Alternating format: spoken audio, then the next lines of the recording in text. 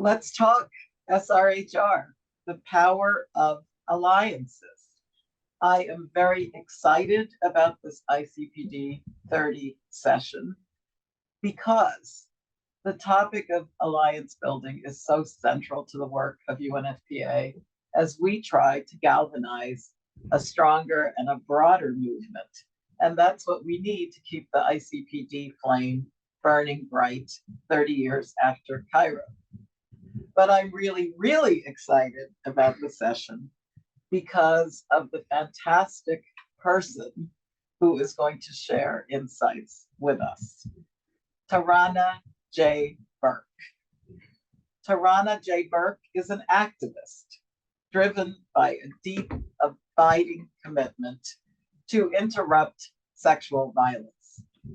Her advocacy is for full systemic equality for people who may be labeled marginalized, and in particular for Black women and girls.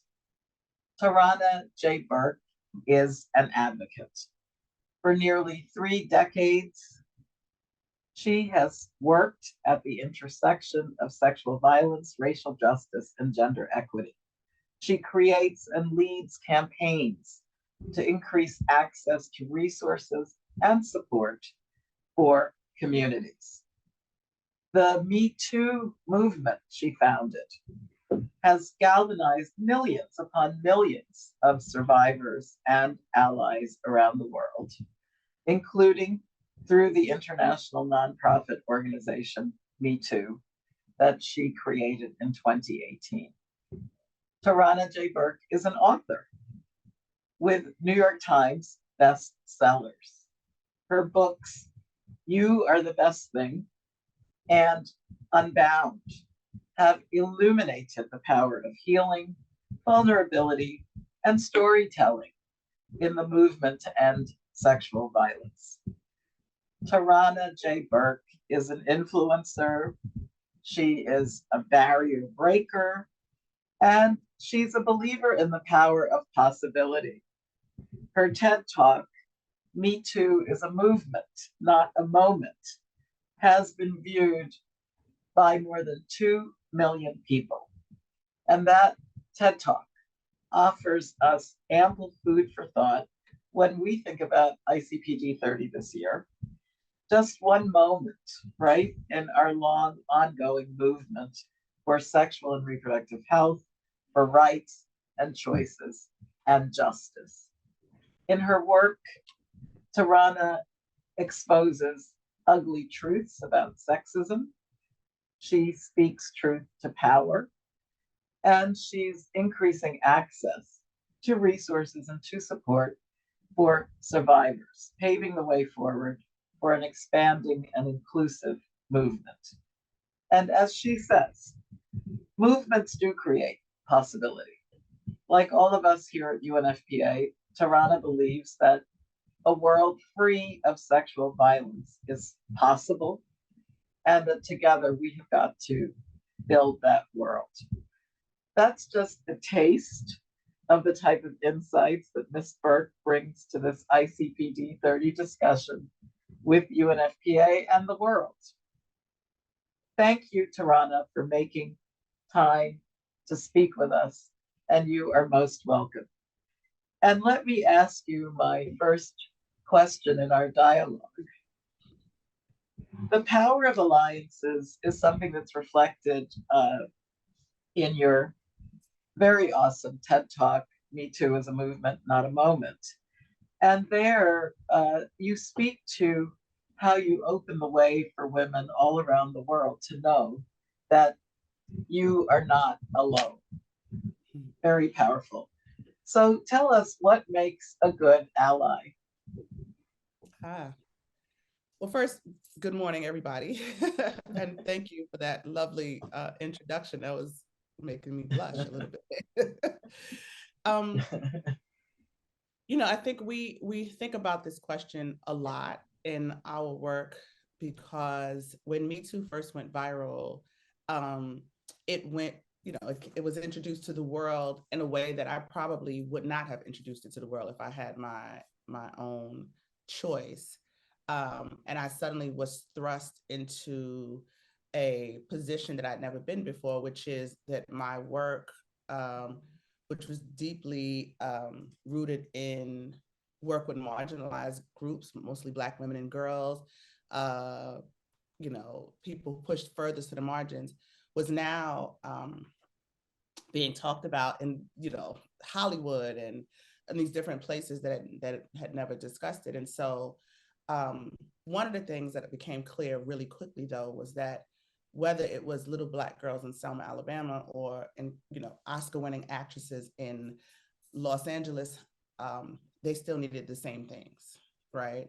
People still needed to be heard and believed. They still needed safety and protection. And so that changed, that opened up my perspective in a lot of ways. But as I started realizing that the work and my role had to represent, usually I'm talking about representing everybody, meaning people pushed closest to the margins, but in this perspective, it meant people who were centered, usually most centered. As I got called into those spaces more and more, the thing that I would also always make clear is that I can only show up in these spaces if I know that you all have done your work, right? Because the thing that we know about sexual violence is that it doesn't discriminate, right? And I say this all the time, sexual violence doesn't discriminate, but the response to it does. So for me, if you are going to be an ally in this work, you have to come into it with the understanding that while we may share the same trauma, we have not shared the same post-traumatic responses to that. And so if people intend to be in allyship around the work to end sexual violence, then I think we have to come to the table with an understanding about the ways that those things show up differently in different communities, affect different bodies, affect different people, right? That's at the foremost. I find it very difficult to work in community, to be in community with people who haven't done the work to decenter themselves. And it's hard. I also have a lot of space and grace for people, right? Because trauma is trauma. And so I think it's difficult for folks who have enjoyed, or who have benefited, I should say, benefited from a lot of privilege from most of their life, and then experience a particular kind of trauma, or witness, because sometimes it's not just a survivor, but witness this kind of trauma being enacted upon their community. The natural inclination is to want to support their community. To be a good ally, you have to understand and know that you have to start with the people pushed furthest to the margins first, in order to ensure that everybody is taken care of. That is just a philosophy that I can't, it's like ground rules. It's the guardrails for being able to work in community with people, right? Knowing that everybody here understands that this is not a trickle down, we don't use a trickle down philosophy. We start with the people pushed all the way to the margins first, because we know that way that everybody will get served. So for me, the best allies come with a deep understanding of that. They are very curious, and they remain curious and open. And then I would say the last thing is, I don't want this to sound like I'm self-promoting, but I'm writing a new book, and the book is called Revolutionary Grace. And that is the reason why I believe very deeply in the power of grace. It is a value that I hold, like I hold it. I believe very deeply in the power of love. And these are not throwaway words to me, right? Love and hope and joy. A lot of people say them kind of, use them excessively, and don't really invest in what they mean and how they are tools in the work that we have to the work that we are committed to. For me, I don't believe in a politic of liberation that doesn't include a politic of grace. But when I started to think deeply about what grace meant in the context of people who I serve, what I realized is that we needed something more than just the grace that we have seen enacted in the struggles that we're committed to, right? Because oftentimes when grace is extended, it is extended to the people who don't need it. Or I should say, in the opposite way, it is never extended to the people who need it the most. And so for the other, I would say, a characteristic of a good ally is a person that understands that we have to extend grace to the people who need it the most and stop asking and requiring so much grace from people who are always asked to give it all, to extend it all the time, right?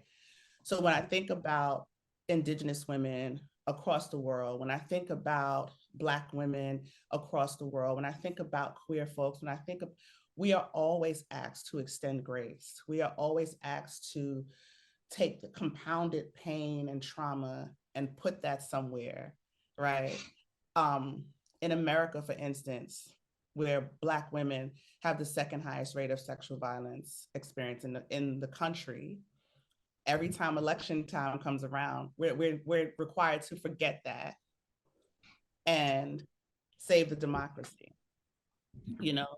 or for Black people in this country, when, there is deep racial violence and there's never any grace for our rage, So these are the things, if you are a true ally, to me, a characteristic of a true ally understands that grace has to be applied to the people who need it the most for all kinds of situations that you may not understand. Well, thank you.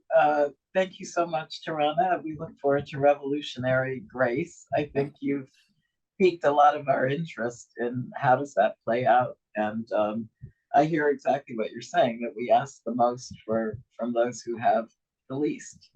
It's also interesting, coming from a background in philanthropy, that proportionally, as you probably know, those who give the most are those who have the least.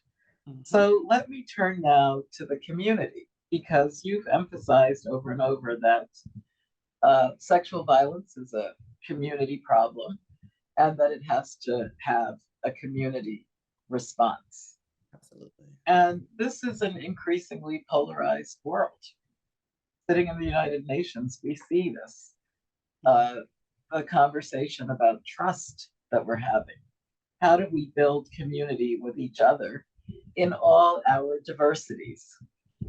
So for a lot of people, racism, classism, ageism, sexism, and heterosexism, and so many other forms of oppression intersect and overlap. Trans people, one of the latest examples of how violence and rampant discrimination can be lethal. How do we attempt to foster that kind of solidarity that truly leaves no one behind, as the Sustainable Development Goals would talk about, that really drives change? How do we keep the focus survivor-centered when you talked about allyship?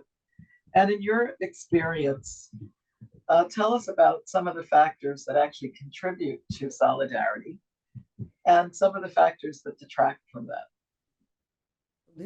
I'm trying to take each question. So let's go back. The first question was, how do we create how do we foster this, the allyship and solidarity, right, are fracturing because of all the polarization. Right. And some people sit at every kind of intersecting oppression that you can imagine. Yeah. So the question really is about, as we keep the focus on survivors, what would you name as some of the factors that either contribute to solidarity or just splinter it and we might as well just go home? Yeah.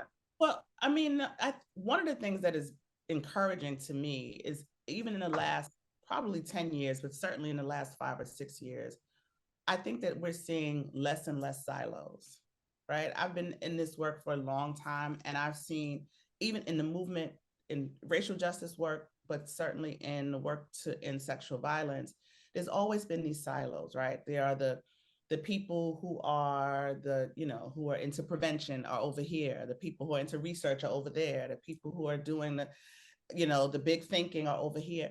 And we all act like we're not in the same movement. We act like there's something happening, that we don't need each other. And so I think there are less and less silos happening. I think even in the one even outside of just in one movement, I also think that we're starting to realize across movements that we are fighting the same demons, right? That we are fighting the same forms of oppression, the same oppressors. We are fighting the same isms. All of those isms that you named exist inside of all of our work, and that it makes more sense for us to do this together than apart. And so I've seen more cross-movement collaboration in the last several years than I've seen in the last 25, prior to that. I'll give you an example. I remember when after Me Too went viral, the Parkland shooting happened not long after that. I think it was like not even maybe 6 months to and people would say to me, and this was sort of at the height, right? So it was like that next February, I want to say. And in the United States, it might be hard to remember because there's so many mass shootings in the United States, but this was the mass shooting in Florida where the students rose up and came together and marched out and caused the big response to gun violence. And people were saying to me, oh, well, your moment is done. Me Too moment is done. This is going to be, the shift is going to be all about gun violence now. And I thought, how ignorant, and also how sad that we think that we only have the capability to hold one thing at a time. And that how short-sighted that you don't see the possibilities here, as opposed to thinking this one has to sunset while this one rises, that we don't see the possibility of marrying these two things and seeing where there's space for us to collaborate. The same, and it happens over and over again. When the Dobbs decision happened, which was really astounding to me, when the Dobbs decision happened here in the United States around abortion rights, a similar thing. And I really was astounded at that, right? Because obviously there is a connection between sexual violence and reproductive justice. So I think one of the things that has to continue to happen, is organizing, and that's one of the mandates of our work at Me Too International, is organizing across movements, because people don't live like I think it's Audre Lorde said, we don't live single issue lives, right? So I come from the Bronx, New York. I was born and raised in New York, in the Bronx. I have seen gun violence, I've seen racial violence, I've seen police violence, I've seen sexual violence in my 50 years living on this earth. I am affected, but I've seen mass incarceration, right? I've been affected. I've seen food injustice. I have been affected by any number of things that you can name. And so a person like me would be a perfect candidate to say, I am passionate, or at least I care about several issues. And we have to start learning to amplify those things and finding those people. Part of the problem is that we don't trust in people. Like, if I wasn't Tarana Burke, the founder of Me Too, and I was just Tarana Burke, the lady who goes to work on the 6 train every day in the Bronx, how many people would talk to me, right? How many people would think of me as the demographic that is who we should be talking to around building these movements? Because these are the people who are survivors of all of these things. So I think there's also a way that we are missing opportunities to talk to people across the world who are affected by multiple issues that should be our audience in multiple ways. I'm not sure if that answers the question, but in terms of like the splintering. Yes. But yes. One of the other things I want to say about speak to the splintering, I've also seen a lot of backlash here in the U.S. I've received letters from people who are like MAGA Trump supporters who said, you're not going to take my son down, and or the really sad ones to me are women who said, I'm a survivor, that happened to me years ago, get over it, blah blah blah blah. And part of that is about people feeling like an opportunity that was missed somewhere long ago to connect to people as survivors, right? Or as whatever the issue is. And now that somebody else got them, somebody else has seen them or heard them and pulled them in. All of it to me is about a sense of belonging. And people will find people who want to belong, who feel unseen, who feel left out, will find a sense of belonging somewhere. And, if you're racist and you are in a racist country and you've been fed racist, things your whole life, you will drift towards something that feels like home to you. But so there's some people that, may not be our target demographic, but I do think there's some people right in the middle that can be pulled. I have had people who didn't have information about our work, didn't understand what Me Too was, thought we were just trying to take down men and target, blah, blah, blah, blah. And once they got the information, they were like, oh, yeah, I get that. So I think from our end, meaning from the movement perspective, some of it is about doing a better job of making people understand who we serve, how we serve them, and what we're trying to do. And being a place for like a place for people to come get that sense of belonging, right? Before they get pulled into another direction. And I don't, this may not be a UN thing to say. I also think everybody can't come. I think that everybody can't come. There are some people, the reason why we're fighting is because there are some people who are just on the other side. And so the silos exist. The splinters exist because we do have, some of us have a common enemy. And so we decide and understand who that enemy is. And for the people who we can say, we should spend some time trying to bring them in. But I tell college students this all the time who say, oh, what can I do on my college campus for those people who just won't get it and they just keep fighting us? And I said, leave them alone. Yeah. Leave them alone. Spend the time on the people who show a little interest, build in the community that you have, and try to expand the community that you have. I would spend my time on the people who have no opinion. I would spend my time on the people who are not tapped. I would spend my time on the people who we're just not reaching, as opposed to people who have told you that they hate you. That might be I don't know how controversial that is. I believe it is important for the United Nations to engage with, like you said, bringing evidence to people who have an open mind. Yeah. If you've already closed your mind, it's going to be very difficult to trust the evidence, to believe that science is science. We've seen a lot of that of late. So I'm happy that you quoted Audre Lorde. One of my favorites is, for the master's tools will never dismantle the master's house. So we do have to invent like new ways of forging ahead. And I think that's why you've captured a lot of people's imagination about new ways of approaching to a problem that is age old. Yeah. But one of the first steps is to address it and not to keep sweeping it under the rug. Yeah. Or as they say in East Africa, behind the curtain. So thank you for doing that. I mean, you've got to lance the wound. My last question, because I know we're going to have a lot of interest in the team and engaging with you also, Tarana, but UNFPA works on sexual and reproductive health and rights, reproductive justice, and our 30th year is the parlance as well. And young people are very important.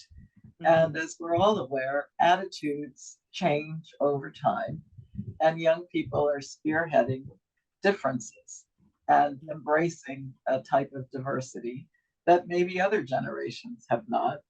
Audre Lorde also said, and I quote, "If I didn't define myself for myself, Right. I would be crunched into other people's fantasies for me and eaten alive." Yes. So when you think about young people, and for UNFPA, the success and the sustainability of the social movement for reproductive rights and choices depends in great part on youth engagement.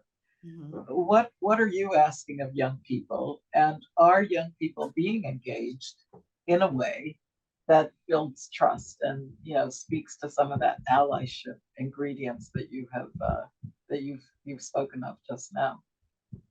Well, I was a youth leader, and so I very much believe in the power of young people. The reason why I can say 30 years is because I started organizing at 14 and seriously organizing. So I believe in talking to young people the way adults talk to me at that age. I was told very early on that I had power. And it was a game changer for me. It was, again, I was just a young Black girl from the Bronx who was a survivor of sexual violence, who, I didn't live in extreme poverty, but we did not have a lot of resources. And I had people, but I knew, and this is really a key thing, I knew that there was something burning in me. I knew it, I felt it, but I did not know what to do with it. And I think that is key for so many young people. When these adults came to me and said, "We know what to do with it. We know how to help you harness that and bring it to the world because you have power." They didn't try to squash it or take it. They said, "We want to help you cultivate it."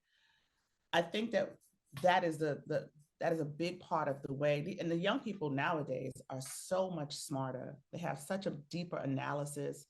They're just ready, I think, in a way that I wish I was at that age. I have a child, 26 years old, who, when they were 14 and 15 and 16, we were having a level of conversation that I was not having with my mom. And I thought I was having deep conversations back then, but my conversations then were very limited to mostly racial justice. I was so deeply involved in trying to understand race. And my child is thinking about race and gender and global politics. And so I think that we have to trust young people, right? Trust them and provide guidance. And honestly, they know when we're not being honest. We have to honestly engage them, right? We do. We have to honestly engage them. We have to honestly listen to their suggestions, and create and forge real relationships so that they can hear and take our guidance. That's been, youth leadership work has been at the core of a lot of the work that I've done over my career, and it has been the most enjoyable. I say all of the time, I don't want to be the face of this movement for the rest of my life. That should not be, that to me is not a sign of success. A sign of success is that there are hundreds of young people who see themselves as a part of this work, who see themselves as the future of this work. That there are young people who are saying, "I love Tarana Burke, but you know what she forgot?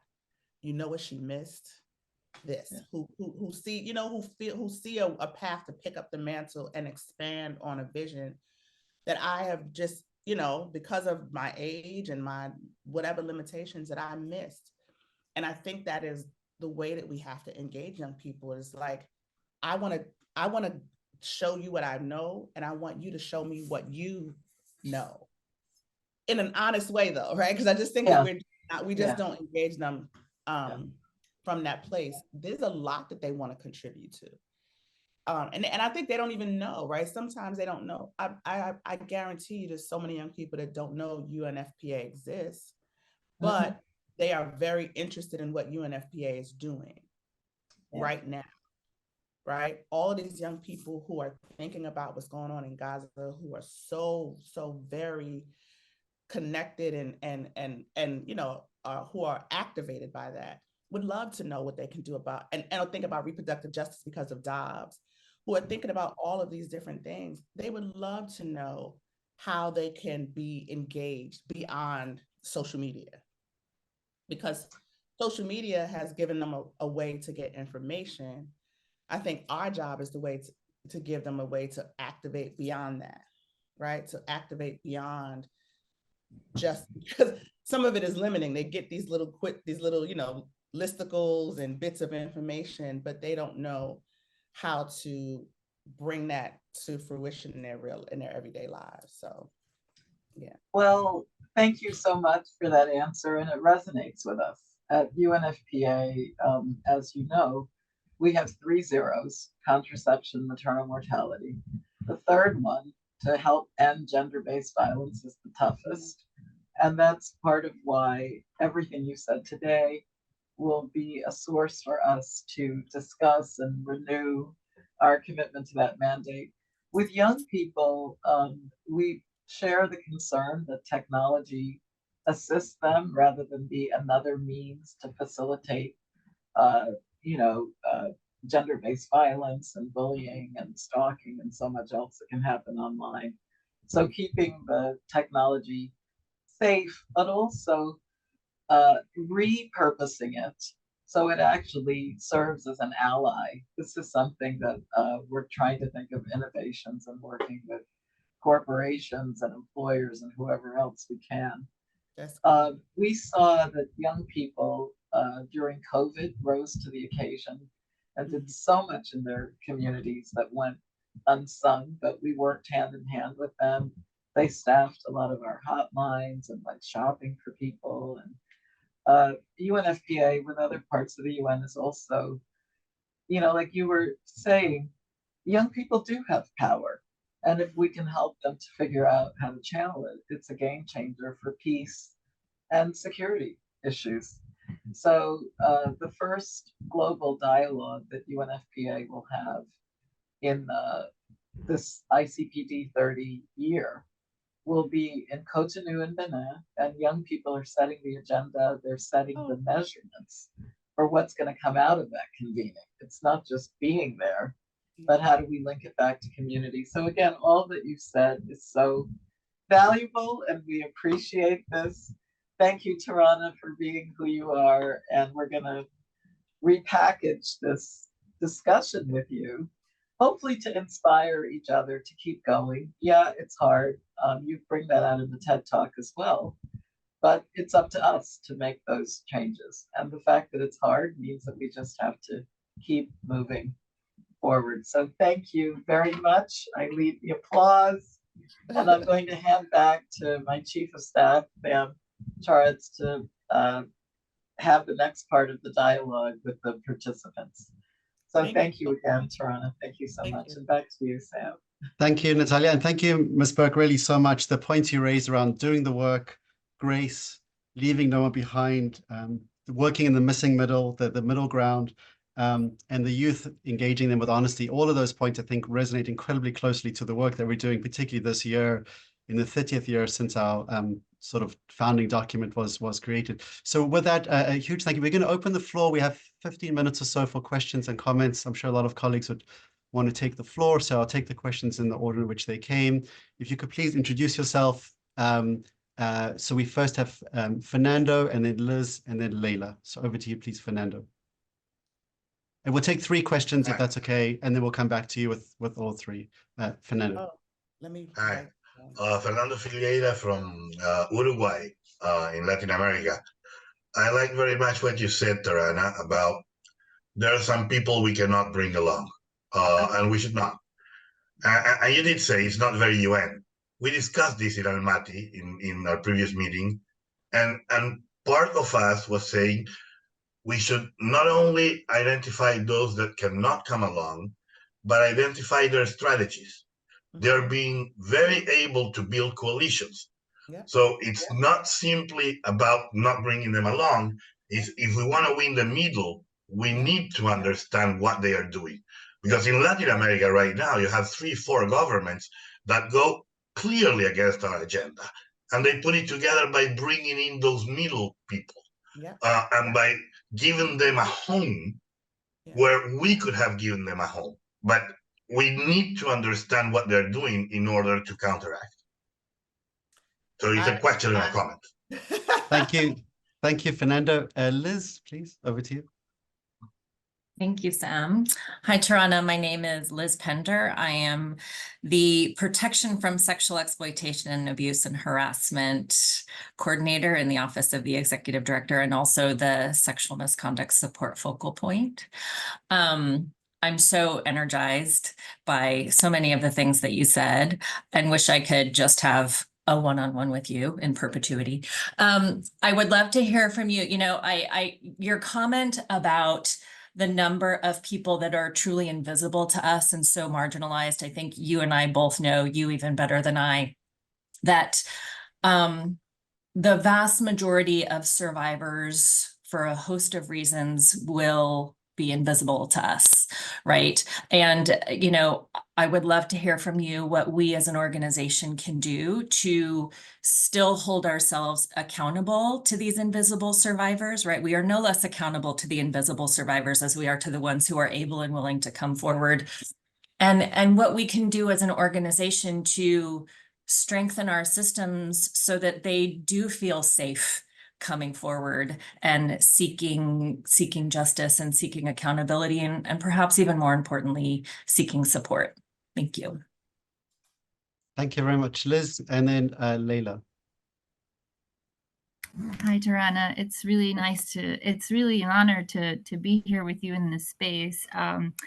Like Liz, I really could spend the day with you. I'll try to keep my my questions limited. I do have many for you, but I just want to ask you, because you're, you know, talking about all of these different challenging issues, and in a world that's increasingly challenged by reproductive injustice, climate injustice, gender injustice, the injustices continue. How do you keep the hope? How do you keep moving forward? How do you sustain the momentum? And my second question is really about sustaining. I know that what Me Too brought us as a movement was this intolerance for impunity, and really keeping perpetrators of sexual violence accountable. I mean, that's really what it brought us, that accountability. And so do you see, in addition to the hope question, do you see that accountability sustaining? How do we sustain that, right? So I guess it's a two-part question about hope and sustaining the movement. I know not easy answers, but yeah, just your thoughts. Thank you, Tarana. Thank you very much, Leila. And with that, Tarana, we'll hand back to you for that group of questions. Thank you very much. Okay, I took notes so that I could not get lost here. So, Fernando, is it? Yeah. So I definitely agree that spoke to my revolutionary heart. I do think that we have to know their strategies. They just in America, they just released, or they're just talking about now. There's something called Project 2025. I don't know if people have seen that. It's coming. It's all over the internet now, and it's this project that this group here called the Heritage Foundation that has been around since the 60s. That has connected with Trump. Blah blah blah. Is planning to roll out on day one if Donald Trump is elected, and everybody's sort of up in arms about this. It's very detailed, very, you know, all the strategy. And what I keep saying is that this is an extension of the Tea Party. Tea Party had a very extensive plan like this. You know, Ronald Reagan had a very extensive plan like this. Yes, and so I can't read what the thing says here, but I should have my glasses on. Exactly. Wow, they have a plan. It says here, Project 2025 has an entire section on SRHR and ending all funding for UNFPA. I'm sure they do. It's about defunding everything that makes anything good in the world. But But what I keep saying to people is that while we're angry about their plan, we should be angry that we don't have a plan. They have been, it's not like those of us on the other, quote unquote, other side did not know. They have been telling us that they have had a plan for 30 or 40 years, right? We've known that this has been, in these kind of things have been in motion. The undoing, they started trying to undo Roe when Roe was passed. So I do agree with that. We have to know their strategies. It's not just, and I think that's what we do. That's the mistake we always make. We say, those are bad people. Those are the bad guys. And we turn our backs to them and say, no, you should just come over here because we're better people. And that's not simply true, because people have legitimate concerns about both sides, if you will. And I think that is the issue of this sort of dichotomous way that we talk about like good and bad. And like that's not very true, because the movements that exist, we have been stagnant in many ways. We have not listened to people in many ways, and we have not served people in many ways that they feel very deeply. And so now, when it left this gaping hole open for other people to say, well, they don't, people, bias is innate. So if you can say, hey, brown person, you're a lighter brown than that brown person, you should come over here with us because, we can make you feel like, if you can feed off those biases, people will feed off of what's human and human nature and make the worst of it. And I just think that, again, I'm using the duality too, but I just think that those of us who think we're fighting for evil, fighting for justice and fighting against evil, think too much of ourselves. We think too much of ourselves and don't do enough listening and connecting, and it's going to be a problem. So I 100% agree with you about knowing their strategies, understanding the conversations that are being had, and getting real information to people, right? Because they use a lot of nonsense information. They conflate, and I saw something the other day that was so terrible. It was like breaking down statistics in America, the statistics here around sexual violence and like about rape and sexual violence. They would like twisting, because data can be twisted any kind of way. But, having language, which leads me into this, Liz was the second question about invisible people. I think that this is a problem across all of our work around sexual violence. I say this all the time, it's particularly around Me Too. The wonderful thing about both the words and the work is that it is a conversation starter, or it's the whole conversation, right? The words exist because exactly for that, for people who don't want to disclose, who can just say that and leave it, or who want to say that so that you understand who I am and what I'm about to disclose, right?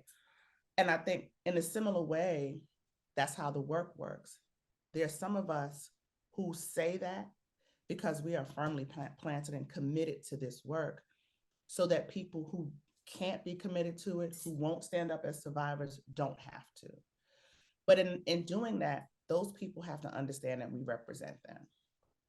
And I think some of the barriers to that are language.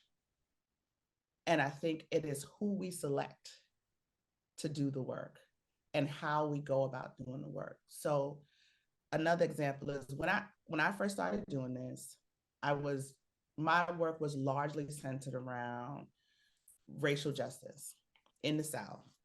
And young people. I had no expertise in worked in sexual violence at all. I had my own body as an expert.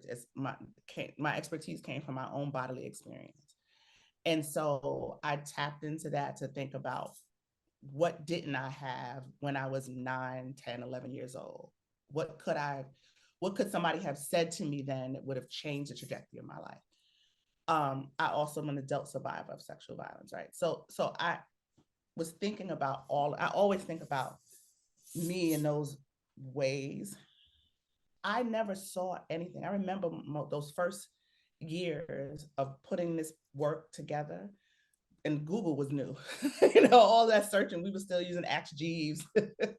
And, I remember searching on the internet, trying to find resources, and none of the resources I would find, lots of information, data, numbers, things like that, nothing that I could take and translate back to the people that I was trying to serve. So I think some of the way people feel invisible is that when they reach out to try to find support, or even if they're not reaching out, there's nothing that exists. There's nothing when they're going to work, riding on a train, reading the placards, when they're on social media that says, I'm talking to you, or I represent you. A lot of the reason why survivors, I think, took to me when Me Too went viral is because they saw a regular person who just was like their neighbor or their cousin or their friend or their coworker, who said, I see you. And now I'm on television telling everybody that you matter. And so I think that organizations, no matter how big you are, imagine the UN saying you matter. Imagine that. That is the feeling of that level of protection, right? Because for those of us in the real world, it's like the UN protects everybody. What would it feel like if I thought the UN protected me? The UN cares about me and my safety? That could be a game changer for people. But I think people have to hear that language and understand that language. So it's about how you communicate, who you communicate through, and where you go and bring that communication to. And then so the last one is I forgot. It was Layla, who's the chief of our gender and human rights section. So Layla asked about hope. This is always the question I have to depends on what day it is. I have a little bit of a cold today, so that means you get lots of truth. Hope is, and excuse me, I've been trying not to do this the whole time, but I don't want to, sorry. Yeah, it is. I think we take for granted how hard it is sometimes to remain hopeful. And I've been called on to inspire lately, I guess probably because of the state of the world.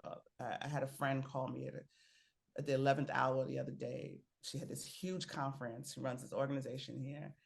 And she said, can you please come and give the closing keynote for my conference? And I was like, no.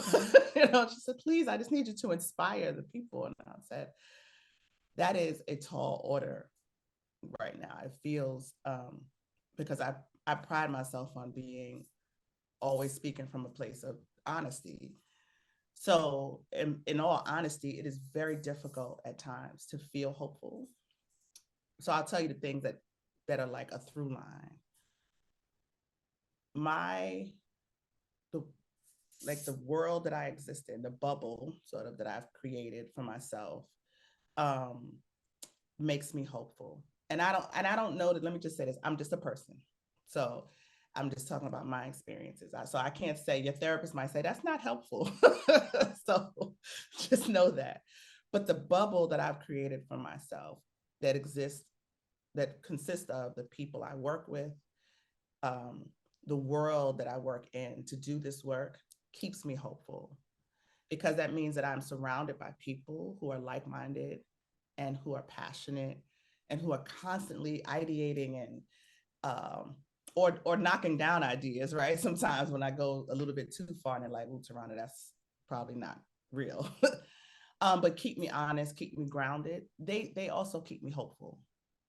So I think that it's important to have a tribe, what I call my tribe, because when I go out there and face reality, sometimes it is overwhelming. And so sometimes I need a little less reality. And so my bubble is my personal reality. My tribe is my personal reality. And they keep me hopeful. We all very much believe with every breath that we breathe, that we can live in a world free of sexual violence. We believe that. We get up every day and we go to sleep every night believing that. I need to be around those people. I need to talk to them. I need to text with them. We have a group chat, that is helpful for me. And I go back to the sources a lot. So the Audre Lordes and the Bell Hooks and the Toni Morrisons and I do a lot of reading what I call my canon, to remember where I get the work. Those are the sources for me. Like, this is when I need to re-energize and like remember what built my liberation politic. Sometimes I have to revisit that work. So whatever got you here, whatever helped build that muscle for you, I would revisit it often. And I mean, I feel like, y'all, this is the recipe. This is your toolkit. Whatever it is for you is going to be different. But I do believe, in a very honest way, that we have to think about these things, go home and think about these things, write them down and build it now. This is going to be a very rough few years. I think historically, when we look back, we're going to be like, wow, we lived through those years, And so I do think it's important that we think critically and intimately about what keeps us hopeful and keeps us moving. We can't take it lightly, because we go out in the world to try to help build a world that is better, and we sacrifice ourselves often, and for Black women and for women of color especially, and for women in general, often a lot of this falls to us, and a lot of times we take it on, even if people don't ask. We take it on in a way that becomes a part of our being. And so we find ourselves becoming more ill, becoming more fatigued. This is probably going further than you asked, I'm sorry, but I just need to say, right? So we have to take the things that bring us hope and joy and rest very seriously, because this fight is not for the faint of heart. And we are in it, and we're committed to it. And I'm sure, and I know the men are too. So I don't want to leave y'all out. All of us, anybody who has committed their lives to this level of work, you have to be as committed to your well-being, because what we are up against is not for the faint of heart. So I would hope that find the things that, be very serious and deliberate about finding the things that bring you hope. Be very serious and deliberate about your well-being, because you will need it. I mean, you know that already. I know you know that already, but I just want to re-emphasize that when I am in spaces with people who are doing what I'm doing. Well, thank you so much for taking the time to answer those questions, and so thoroughly and in such an inspiring way as well. I think we've all learned an incredible amount, and so much of what you said resonates, I think, so powerfully and strongly with the work that we're doing. And I think there's so much food for thought there. And thank you so much for giving your time for us today. It's been months in the works to find a time that worked, and we were all really delighted that we've had this. I'm sure we would have had many more questions. We're at time. So Natalia, did you want to maybe close us out of this session? Well, it's just left to me to say thank you again. Thank you for holding the vision in front of us, which is zero sexual and gender-based violence in our lifetime. Yes. And we do thank you for sparing the time, for the leadership. I think the insights that we've heard here in this first Let's Talk SRHR ICPD 30 conversation is going to help us to build better alliances and to be better allies. So once again, Tarana J. Burke, thank you. You shared your power, you shared your grace with us, and we wish you well. Thank you so much. Thank you so much. Thank you very much. Thank you for having me. I appreciate it. All the best.